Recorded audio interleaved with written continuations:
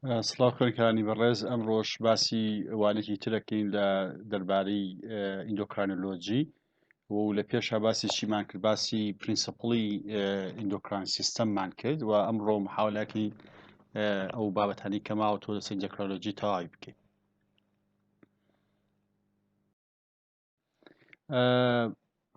If you remember what we said the endocrine system is made of different organs. They can work together to coordinate the function of the body. و دوای ئەوە باسی ئەوەمان کرد کە ینی ئیندۆکراین سیستەم کە لە چەند ئۆرگانێکی جیاواز دروست بووە ئەم ئۆرگانە پێکەوە ئیشەکەن بۆ ئەوەی کاروبارەکانی خانەکان و ئەندامەکان و دوجار هەموو سیستەمەکانی لەش ڕێک بخەن. باسی ئەومان کرد کە لە گرنگترین ئیندۆکراین گلاند لەشا پێوتێکی پێوتە pituitary gland و دوای ئەوە باسی ئەومان کرد pituitary gland is made of different two main parts. The first part is called the anterior part of the pituitary gland, and the second one is called the posterior part of the pituitary gland. باسمان کرد بەشی پێشەوە بەشی دواوەی pituitary gland مان باس کرد. وتمان posterior party pituitary gland لە چی دروست بووە لە it is let us say the direct extension of the hypothalamus. يعني posterior party pituitary gland is the يعني ڕاستەوخۆ درێژبووی چییە nervous systemە و درێژبووی ئەو بەشێک برینە کە پێوتێکی hypothalamus. The nerve cells of the or the nerve or the cell body of the nerves of the posterior part of the pituitary gland is located in the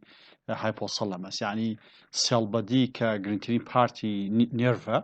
أكيد now hypothalamus ودواو exonakani the axon of the neurons are extended toward to the posterior part of the pituitary gland. So the hormones of the posterior part of the pituitary gland is produced from the hypothalamus and can be stored where in the posterior part of the pituitary gland. يعني أو هرموني كلاني posterior part pituitary gland أو إفراز كرين لا hypothalamus دروسة كرين و پاشان ستوريجيان بو أكيو لا posterior party pituitary gland. و هر كاتي بيويس بون أو كاتي شيء بين با exocytosis أكيرين أكيو ناو security system بو إشكاني خويان بكن. وطبعا posterior part of the pituitary gland is responsible for the secretion of two main types of the hormone. The first one is called oxytocin. يعني posterior part pituitary gland دو جور هورمون إفرازك يكميان بيوتي أوكسيتوسين ودوهميان بيوتي أنتي دايوريتيك هرمون. أنتي دايوريتيك هرمون باس ناكن چون كات أجينا renal physiology قرشي لكان لبي باسي أنتي دايوريتيك هرمون والرولي أكين لشي لا رخصتني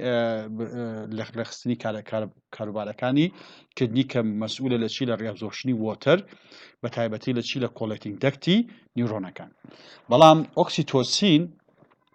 which is one of the hormones of the posterior part of the pituitary gland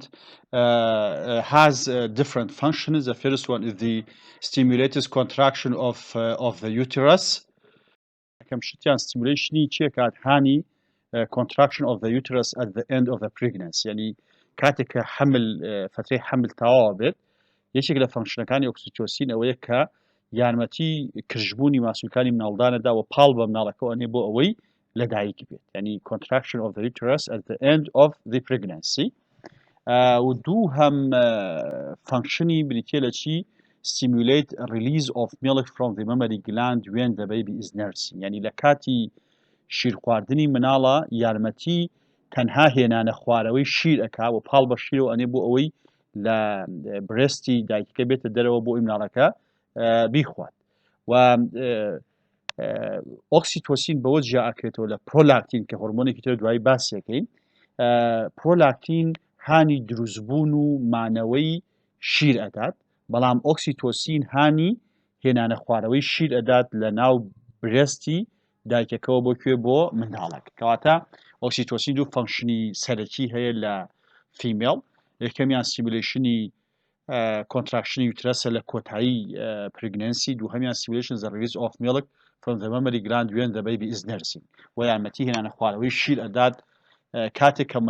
مناڵەکەی چێکات مناڵەکە شیرەخوا تەمان فەنکشنی تری هەیە کە لە باوترین فەنکشنەکانی ئۆکسیتۆسین ئەوەیە کە oxytocin appears to have an effect on let us say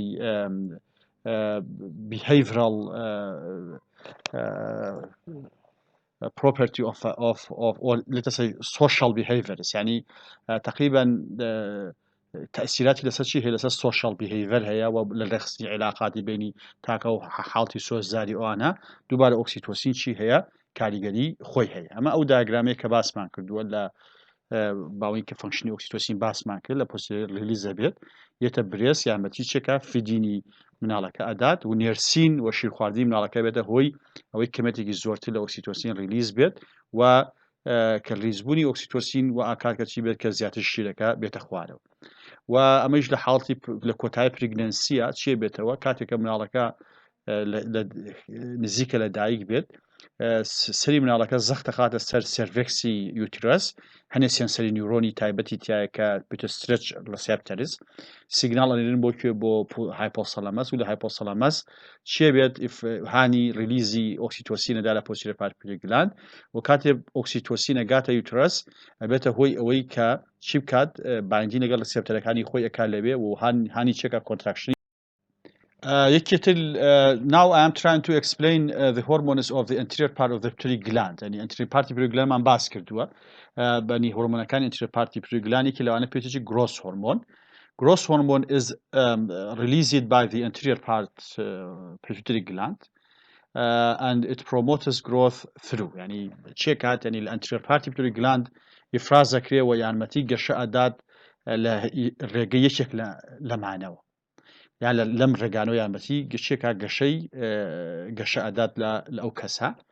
يكمل شيكا increase rate protein synthesis كذا قتو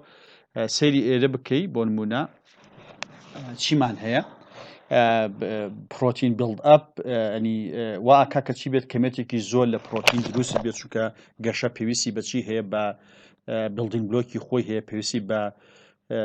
مادەی سەرەتایی هەیە بۆ دروستکردنی شانە بۆ ئەوەی کەچی بکات ئەو کەسە گەشە بکات و دوای ئەوە یەکێتی لە ڕێکانی کانی گەشەبدا بریتێکی stimulate cell division یعنی یارمەتی چێکات ئەوەی کە پرۆسسی mitotic division زیاد دەکات بۆ ئەوەی نەمبەری سەڵەکان زیاد بن و لە ڕێگەی سێهەمیان بریتێ لە چی stimulate growth and wound healing especially in what in an adult يعني یارمەتی چێکات گەشە ئەدا تەبەن epiphyseal plate کە لە بۆنمە ئەکستریمیتی بۆنەکان هەیە لە کارتیلج دروست بووە بەهۆی گرۆث هۆرمۆن و چێکات بەردەوام لە گەشەکردن ئابێ و لە پاش پیوبەرتی تەبەن گرۆث هۆرمۆن فەنکشنی زۆرە یەکێک لە فەنکشنە سەرەکی گرنگەکانی ئەوەیە کە یارمەتی چاکبوونەوەی برین ئەدات لە چیان لە ئەدەڵتا کە پرۆسەیەکی زۆر گرنگ و گرنگە بۆچی بۆ چاکبوونەوەی برین لە شتە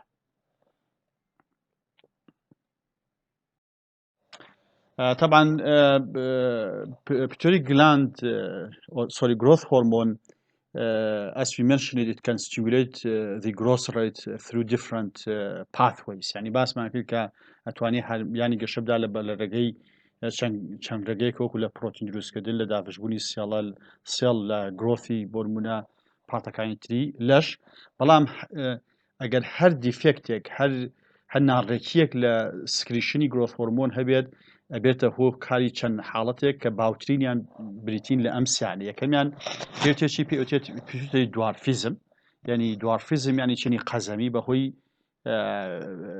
کەمی ئیفرازی growth هۆرمۆنەوە طبعا hyposecretion of growth hormone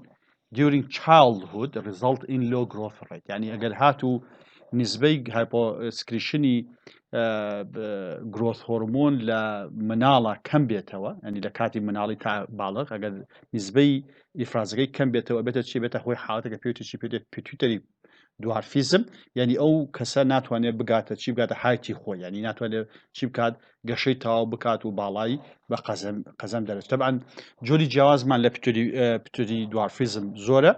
عفوا لە دوارفیزمنی قەزەمی زۆرە بەڵام چۆن ئەتوانی پتری دوارفیزم ئەو دوارفیزمی کە پەیوەندی بە گرۆث هۆرمۆنەوە هەیە لەوانیتر جیار بکەیتەوە بۆی کە چیمان ێگە سەری لاشەی ئەم کەسە بکەیت حاز لەتەسەی سیمتریکال بەدی پرۆپۆرشن ینی بۆ نمونە باڵەکانی وەکو یەک وا گەشیان کردووە باڵەکانی بە گوێرەی قاچەکانی گەشەکەی ڕێکە و سەریشی بەپی لاشەی گەشەی ڕێکە بەڵام وەکو جۆرەکانی تری دوارفیزم ئەکرێ بۆ نمونە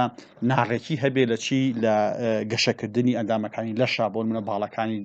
کورتترە بن بەم خاتن بە قاچەکانی کورتترە بن بە منتەقەی تراکی لەبرە تۆ ئەگەر هەر کەسێک سیمتریکال بەدی پرۆپۆرشنی هەبوو ئەوە ممکنە ڕێتی تووە توی پێی دوارفیزم یەکێتر لە حاڵەکان کە دروستیەکە پێوتێکی پێوتێت جایگانتیزم کە ئەمە ینی ئەملاق بوون ئەوە کە زۆبەلا هەبێ زۆر گەورە بێت باڵای زۆر بەرزە بێ This type of growth hormone related disorder is associated with what? With the hypersecretion of growth hormone during childhood result in high growth rate. يعني دووبارە ئەمیش بەهۆی ئەمەیان بەهۆی زۆر ینی زۆری ئیفرازکردنی گرۆث هۆرمۆنی گەشە لە کاتی مناڵیە بێتە هۆی ئەوەی کە ئەو کەسە باڵای لە حەجی خۆی زیاتر گەشە بکات و زیاتر باڵای بەرزتر بێ مقارنەن بە چی بە کەسێکی ئاسایی یەکێتر لە حاڵەکان کە هەمانە پێوتێت ئاکرۆمێگالی تەمان ئاکرۆمێگالی it is another growth hormone related disorder. But this disorder is mainly related to what? To the hypersecretion of growth hormone after puberty. يعني أكروميغالي أمان زیاتر لەو کەسانە ئەنی بەهۆی زیادبوون لە ئیفرازی گرۆس هۆرمۆنەوە ڕوئەدا لە پاشی لە پاشەوە ئەو کەسە ئەگاتە باڵغ بوون ینی مەجای ئەوەی نامێنێت کە چی بکات گەشە بکات باڵای بەرز بێت بۆنەکانی لەباری لۆنگیتودینال زیاد بکەنەوەی لەباتی ئەوەی بۆنەکانی درێژ بنەوە ئەو کاتە ئو کەسە چێ بێتەوە لە ثکنێسی بۆنەکانی زیادەکەن تیشوەکانی لەشی زیاتر لە حەدی خۆیان گەشە ئەکەن و ئەمە زۆر جار ئەبێتە هۆی چی ئەبێتە هۆی زیادبوون لە ثکنێسی بەدی تیشوس بۆ نمونە لە بۆن لە سکینەنی سکینەکەی ئەستورترە بێت لە حەدی خۆی ئێسکەکانی زۆر ئەستورە بن لە حەدی خۆی و ئەو کەسە بۆ نمونە بەهۆی گەشەی زۆری زمانیەوە زمانی the tongue might be protruded from the mouth ینی ممکنە ئاوا بەرەو دەرەوە بێتەوە و بەو شێوە چی بێتەوە دەرەکەوێت کەواتە کەمی هۆرمۆنی گرۆث هۆرمۆنی گەشە لە مناڵیە ئەبێتە هۆی پتۆی دوارفیزم زۆری هۆرمۆنی گەشە لە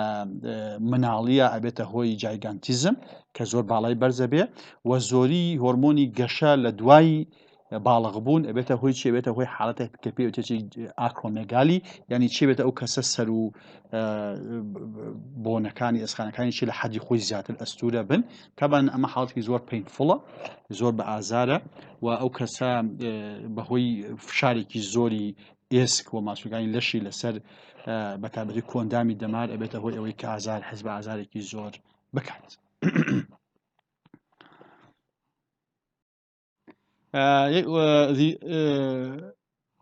One of the other hormones of the anterior part of the pituitary gland is the prolactin. Prolactin وەکو باسمان کرد لەکوێ ئیفرازەکە لە anterior party pituitary gland ئیفرازەکرێ و کاتێکە لە anterior party pituitary gland ئیفرازەکرێت لە ڕێگەی سيركوليشنەوە ئەگاتە چی ئەگاتە برست ئەگاتە بۆ نمونە برستی دای ئەو کەسە و چی لێ کات ئەمە ئەبێتە هۆی سکریشن ئۆف ینی پرۆلاکتین فانکشنە سەرێکیەکەی بریتە لە چی بریتە لە initiation and maintenance of milk production in mammary gland ینی وتمان ئۆکسیتۆسین ئەبێتە هۆی ریلیزی milk from the mammary gland بەڵام پرۆلاکتین ئەبێتە هۆی چی ئەبێتە هۆی ئەوەی کە شیرەکەش کە initiation and maintenance of milk production ینی milk production is a function of the prolactin and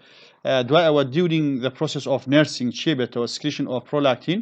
can be regulated by what? By the breastfeeding ینی کاتێککە ئەو مناڵەکە وتمان breastfeeding ینی شیر خواردنی مناڵ ئەبێتە هۆی چی بێتە هۆی هاهێنانە خوارەوە بێتە هۆی ئەوەی کە ئیفرازی پرۆلاکتین لە anterior party pituitary gland زیاد بکات و بەمەش بێتە هۆی ئەوەی کە پرۆسسی پرۆدەکشنی میلک چی بێت زیاتر بێت طبعا پرۆلاکتین شەرت نییە بۆ لە ئافرەتی کە بۆ منە دایک بێت یا زەواجی کردی بێت کە لە کاتی مناڵ بووندا ئەو کەسێک کە مناڵی هەیە زیاد بکە هەنێ حاڵی نەخۆشی هەیە بۆ منە هەنێک ئافرەت هەیە کە زەواجیشان نەکردووە بۆ نمونە بەڵام بەهۆی چیەوە بەهۆی ئەوەی کە کێشەیەک لە پشتری گلاند هەیە بەهۆی لیژنێک یا بەهۆی کانسەرێک بەهۆی ماسێکەوە لە ناو لە ئەنتیرۆر پارتی پشتری گلاندیان و ئەکات کە چی بێ کە لێڤڵی پرۆلاکتین زیاد کە پرۆلاکتینی کە لێڤڵی پرۆلاکتین زیادی کرد ئەگەر ئەو کەسە مناڵی هەبێ یان نەیبێ ئەبێتە هۆی چی ئەبێتە هۆی ئەوەی کەوا لە برێسیا شیر دروست بێەوە ئەبێتە هۆی ئەوەی وەکو کەسێکی صاحب خاون مناڵ چی بێتەوە لێڤڵی پرۆلاکتین لە لەشیانە زیاد بکات و ببێتە هۆی چی بێتە هۆی ئەوەی کە حەز بکات کە شیر لە ناوبرێستی دروستە بێت و هێتە خوارەوە بەبێ ئەوەی کە چی هەبێ بەبێ ئەوەی کە منداڵی هەبێت ینی شەرت نییە تەنها لە پرێگنانسی بەڵام لەمە حاڵتی ناتەبیعی هەیە کە بەبێ ئەوەی ئەو کەسە پرێگنانت بێ ممکن لێڤڵی پرۆلاکتین بەهۆی هۆکای لە هۆکتەرەکانەوە چی بکات زیاد بکات. Thyroid stimulating hormone. Also, this is another hormone which is released by what? By the anterior part of the pituitary gland. طبعا thyroid stimulating hormone stimulates the thyroid gland to produce the thyroid hormone. يعني thyroid stimulating hormone is the hormone which is produced by what? By the anterior part of pituitary gland, but this function is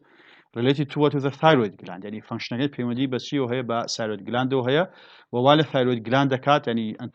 thyroid stimulating hormone يعني أو هرمونية كstimulation thyroid gland كابوي شيء بكات بوي هرمون كاني دروست بكا. Thyroid gland, as you know, is located on what on the front of and the sides of the trachea. يعني أوي thyroid gland لبشي بيش أوي ملا لا نزيكي بدوري قرقوايا و لكوێ تقریبا بەنزیکە ئەکوێتە ژێر لارنکسەوە و شێوەکەی بە شێوەی چی هەیە if you have a look at this structure it has a butterfly shaped structure يعني بە شێوەی چی بێ بە شێوەی پەپولەیەک دەرەکەوێت بە شێوەی پەپولە دەزانن thyroid gland function thyroid gland is the production of thyroid hormone functionەکەی thyroid gland بریتیە لە چی لە دروستکردنی thyroid هۆرمۆن T3 و T4 و T3 و T4 زۆر ڕۆڵیان هەیە لە چی لە مێتابۆلیک ڕێخستی مێتابۆلیک ئەکتیڤیتی لەش ینی ئەو ئەکتیڤیتانەی کە پەیوەندی بە مێتابۆلیزمی لەشەوە هەیە کەواتە thyroid stimulating hormone هۆرمۆنێکە لە ئەنتیرۆر پارتی پشتری گلاند ئیفراز دەکرێت ریگولیشنی چێکە فانکشنی thyroid gland دەکات بۆ ئەوەی هۆرمۆنەکانی خۆی دروست بکات.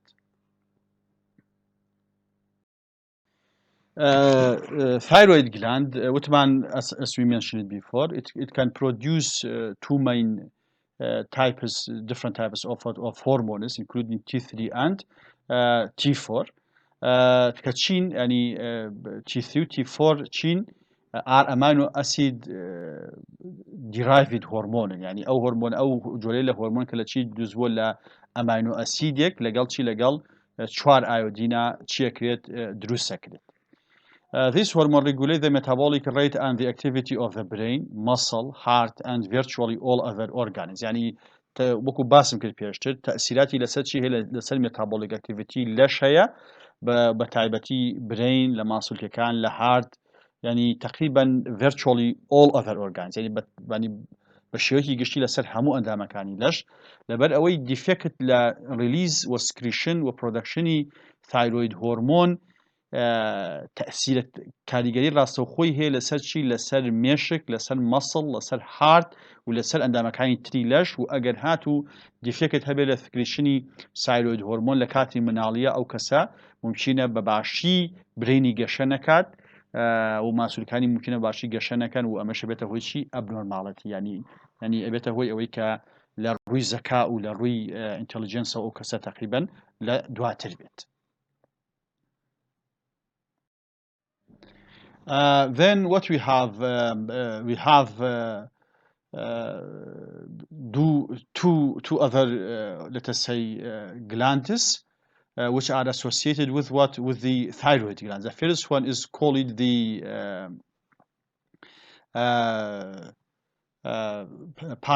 parathyroid hormone. Parathyroid hormone. This is the parathyroid thyroid hormones يعني parathyroid hormone چەندێکی ئەم چوار یاک دوو سێ چوار ینی چوار گلاندی بچووکن کە ئەکەونە بەشی پێشەوەی سەرفسی thyroid gland and they are responsible for the production of what of parathyroid hormone ینی parathyroid gland چی دروست دەکات parathyroid hormone دروست دەکات especially when there is a reduction in the level of calcium in the blood which is called hypocalcemia يعني كاتي نسبة كالسيوم للاش كما بيتوا أم parathyroid glandana چی دروست دەکەن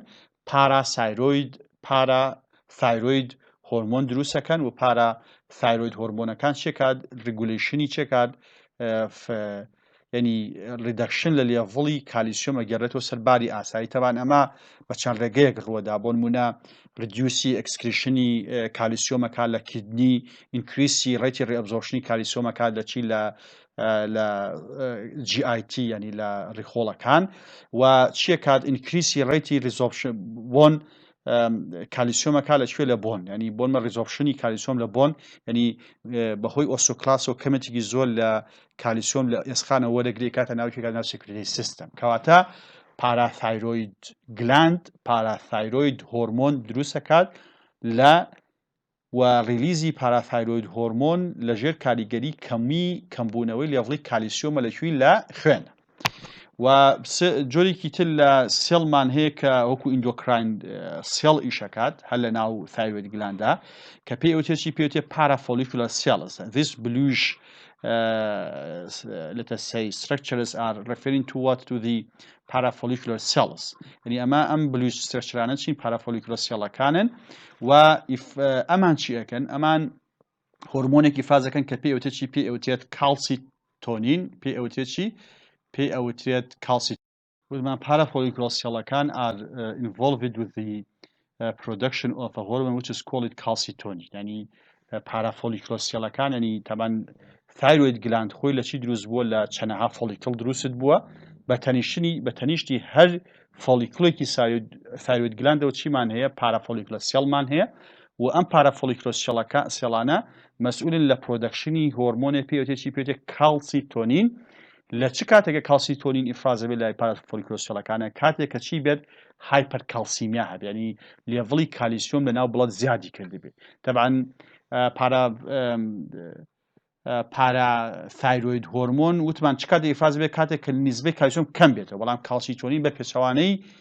ئەوەوە کاتێک کە نیزبەی کالیسیۆم زیاد دەکات لە خوێن ئەو کاتە چێ بێتەوە parafollicular cellەکان چی ئیفراز دەکەن calcitonin ئیفراز دەکەن و calcitonin چێکات هانی هێنانە خوارەوەی لێڤڵی کالیسیۆمەکە بۆچی بۆ باری ئاسایی خۆی بۆ باری ئەو نۆرمە ڕەنجەی کە لە ناو سێکریتری سیستەم هەیەی و تەبەن بە چەند ڕێگەیەک calcitonin و ئاکات کە لێڤڵی کالیسیۆم لە ناو بڵەد دابەزێ بۆ نمونە ئینکریسی ئەکسکریشنی کالیسیۆمەکە لە کیدنی ئینکریسی دیپۆزیشنی کالیسیۆمەکە لە ناو بڵەدەوە بۆ سەر بۆنەکان بۆ سەر بۆن بۆ سەر ئێسخانەکان و ئەمەش بێتە هۆی ئەوەی کە ئەو لێڤڵی کالیسیۆم لە ناو بڵەد هەیە چی بێتە خوارەوە. طبعا we have another hormone which is secreted by the anterior part of the pituitary gland which is called adrenocorticotropin. Adrenocorticotropin is a hormone which is secreted by the anterior part of the pituitary gland. Its function is related to the adrenal gland. Yani adrenocorticotropic hormone is released by the anterior part of the pituitary gland, but it can induce the anterior part, the adrenal gland to produce some specific agents. Yani adrenocorticotropic hormone لا anterior part pituitary gland إفرازة بيت وفانكشنكي لكوية لا cortex يعني adrenal cortex يعني adrenal gland cortex يعني أو يعني cortex adrenal gland هاندا بو أوي شي بكات بو أوي هنديك هرموني تايبتي دروست كات وكو شي من هي وكو corticosteroids يعني أو corticosteroid كان أو هرموني كلاي شو إفرازة كلا لا adrenal cortex إفرازك لجر كاريجري adrenocorticotropic hormone كليكو إفرازك anterior party pituitary gland إفرازك ريت طبعا as you know we have two adrenal glands each located on the top of each kidney يعني تقريبا دو adrenal gland معن هي وهر gland كا كوتونة كيو كوتونة بشي السلوي أما قرشيلية كوتونة بشي كيو بشي السلوي قرشيلة كان أما adrenal gland وأما كدنية وadrenal gland كوتونة بشي السلوي كدنية كان وستركشري adrenal gland بمشيوه يعني كورتكسي هي لقال شي لقال مدولا adrenocorticotropic hormone فانكشنەکەی لەکوێ لە کۆرتێکسی adrenal gland یارمەتی ریلیزی چی بکات چی ئەکات it induces the release of corticosteroids from the cortex of adrenal gland طبعا adrenal gland يعني كورتكسي adrenal gland بولمونا هەندێک هۆرمۆنی جاد وەکو کۆرتیزۆڵ وەکو ئەلدۆستیرۆن لەگەڵ چی لەگەڵ هەندێک هۆرمۆنی تر بۆ سێکس هۆرمۆنەکان وەکو ئیسترۆجین و تێستۆستیرۆنیشی فراز دەکات هەم لە مێڵ هەم لە فیمێڵیش ینی بە نسبەیەکی زۆر کەم لە ستیرۆید هۆرمۆنەکان لەلایەنی ئەدریناڵ کۆرتێکسەوە چیەکرێت ئیفراز دەکرێت.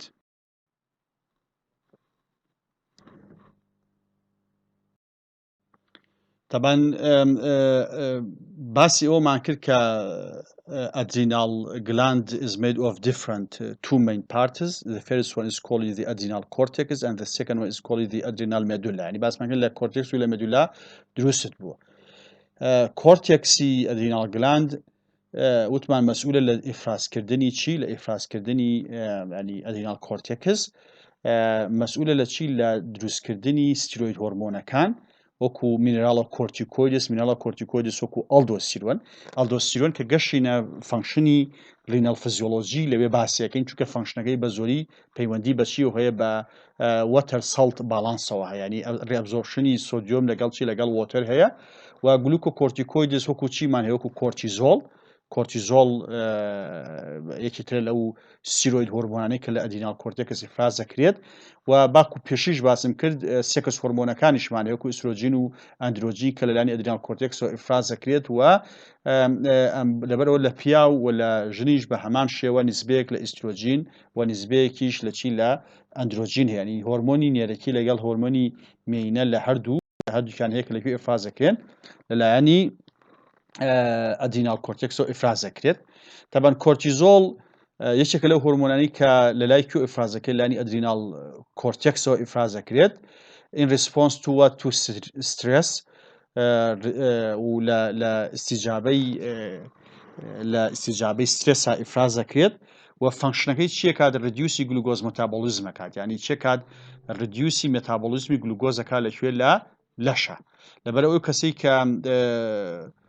ئەو کەسەی کە بۆ مەدابیتیک میلیتەسی هەیە شەکرەی هەیە نابێت بە هیچ شێوەیەک ئۆجنت ئەنی کۆرتیزۆڵی بۆ بەکار بهێنرێت بۆ لەبەر ئەوەی خۆی شەکرەی بەرزە ڕێخستنی شەکرەی کێشەی تایە ئەگەر هاتو کۆرتیزۆڵی بۆ بکرێ و کاتە کۆرتیزۆڵش نایڵێت میتابۆلیزمی شوکر ڕوو بدا و ئەمێتە هۆی ئەوەی کە شەکرەکەی چەند بەرامبەرێک زیاد کا و ممکنە بێتە هۆی مردنی یان بۆ کۆما یان مردنی ئەو کەسێک کە بەکاری هێنێت. Another endocrine in our body is called the pancreas. Okay, so as you know, pancreas is considered as an endocrine and exocrine gland in our body. يعني يكتل glandakani تكلش من هي بيوتيت بي أوتريت pancreas طبعا pancreas دوجور لا glandيتيا هني كان exocrine هني كان endocrine. exocrine بارتكي پەیوەندی بە دایجستنەوە هەیە لە GIT باسێکەین لە فیزیۆلۆژی کۆئەندامی هەرس بەڵام ئیندۆکراین پارتەکەی is another let us say which is related to the sugar metabolism و ئێستا باسی ئەم ئیندۆکراین پارتەکەی ئەکەین endocrine part of the pancreas is made of three different types of the cells which are arranged in a group and the aggregated cells are called what is called the isolate of Langerhanses.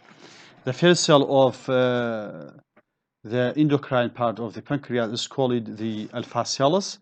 as you see here. is called the alpha cells, and then what we have another group of the cells are called the delta cells, and then what we have the beta cells. So يعني سيلەکانی سێ جۆر سێڵی سەرەکیمان لە endocrine party pancreasەیە، یەکەمیان ئەلفایە، دووهەمیان بێتایە، سێهەمیان چین دەلتای. طبعا سێ جۆر لە چی لە هۆرمۆن ئیفراز دەکەن، یەکەمیان پێوتێکی glucagon. It is secreted by the alpha cells of pancreas. يعني لەکوێ ئیفراز دەکرێت glucagon alpha cells of pancreas in response to what? In response to hypoglycemia. يعني hypoglycemia is a low blood glucose level. يعني كاد نسبة شكل لنا خوين دا أبزيت بالفا سيلەکان glucagon ئیفراز دەکەن بۆ ئەوەی نسبەی شوگەر زیاد بکەن لە ڕێگەی چی لە ڕێگەی ئینکریسی کۆنڤەرشنی فات و فری ئەماینۆ ئەسید بۆ شوگەر و ستۆرید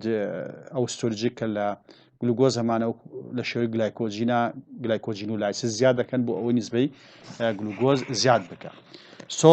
ئەنی کاتێک گلوکاگۆن ئیفراز بێت نسبەی لێڤڵی گلوکۆز لە شەکر چیە بێت دەسەکا بە بەرزبوونەوە بۆ سەر ئاستی خۆی. و دووهەم هۆرمۆن کە لەلانی لەشەوە لای پەنکریاسەوە ئیفراز دەکرێت لە پێوتێکی پێوتێت سۆماتۆستاتین. سۆماتۆستاتین لەلانی چی ئیفراز دەکرێت لەلانی دلتا سێڵەکانەوە ئیفراز دەکرێت these bluish colored cells لای ئەم دلتا سێڵەکانەوە ئیفراز دەکرێت و ئەمە ئەبێتە هۆی چی؟ ئەبێتە هۆی ئەوەی دیکریسی سکریشنی ئینسۆلین و گلوکاگۆن بکات. کاتێک سکریشنی یعنی ڕگولیشنی لێڤڵی گلوکۆز ئینسۆلین لەگەڵ گلوکاگۆن لە ڕێگەی چی ئیفراز ڕێکەخرێتەوە لە ڕێگەی سۆماتۆستاتین کە لەلایانی کی ئیفراز دەکرێت لەلایانی دلتا سێڵ. Then the other type of the hormone which is produced by the pancreas is called insulin. Insulin is secreted by what? By the beta cells of pancreas in response to what? In response to hyperglycemia. When there is an increase in the level of sugar in the blood, directly the beta cells of the pancreas start the production and release of what? Of insulin into the circulatory system. كاتك بيتا سيلەکان بني نسبەی شوگەر شەکل لەناو خوێن زیاد دەکات، بێتا سێڵەکان دەستڕاستەوە دەکەن بە دروستکردن و ڕیلیزکردنی ئینسۆلین بۆ ناوکوێ بۆ ناو circulatory system. Deficiency of insulin hormone or its dysfunction is led to what? To a condition which is called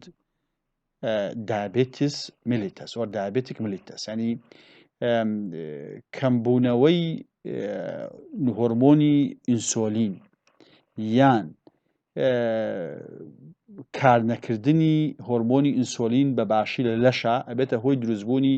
حاڵەتە کە پێی ئەوترێکی پێوتێت دایبێتیک ملیتەس پێی وتێت شەکرە و دوو جۆر لە چیمان هەیە لە شەکرەمان هەیە یەکەمیان چی پێوتێت دایبێتیک ملیتەس تایپ 1 و دووهەمیان پێوتێت دایبێتیک ملیتەس تایپ 2. دایبێتیک ملیتەس تایپ 1 یعنی شەکرە جۆری یەکەم ئەمەیان زۆر پەیوەندی بە چیەوە هەیە پەیوەندی بەوە هەیە کە پەنکریاس ناتوانێت ئینسۆلین دروست بکات.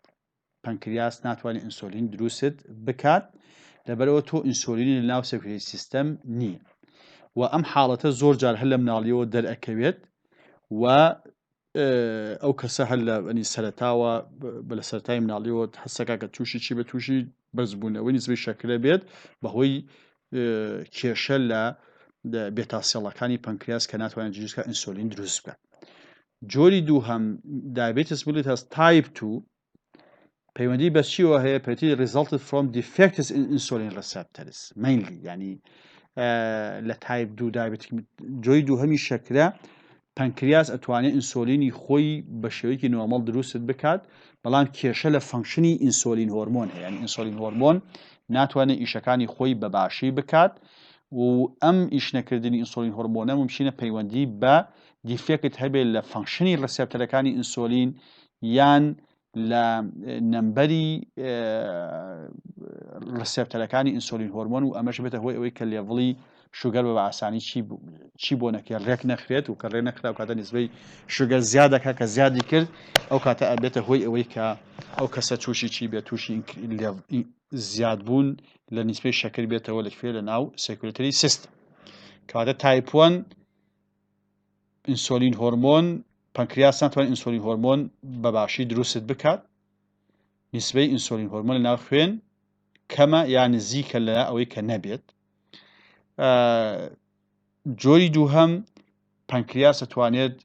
ئینسۆلین هۆرمۆن دروست بکات بەڵام وەکوم سێڵەکانی لەش ناتوانن بەباشی ئیسیجابەیان بۆچی هەبێ بۆ ئینسۆلین هەبێ بەهۆی دیفێکت لە چی لە فەنکشنی ڕسێپتەری ئینسۆلین هۆرمۆن و جۆری دووهەم بە زۆری لەو کەسان لە تقریبا لە دوای تەمەنی 25 بۆ 30 ساڵی بەرەوسەرەوە دەرەکەوێت و هەنێک جار پەیوەندیەکی ڕاستەوخۆ لە بینی قەڵەوی و دروستبوونی ئەم جۆرە لە چی هەیە لە شەکرە هەیە و فامیلی هیستری خێزان ینی بۆ نمونە ئەو کەسە لە ناو خێزانەکەی کەس حاڵی شەکری جۆی دووهەمی یانێتی ئەمانە هەموو کاریگەریان هەیە لە بۆ هابیتیش بۆ خواردن و جۆری خواردن و وەرزشکردن ئەمانە هەموو هۆکارن بۆ ئەوەی کە جۆی دووهەمی شەکرە دروست بێت یان دروست نەبێت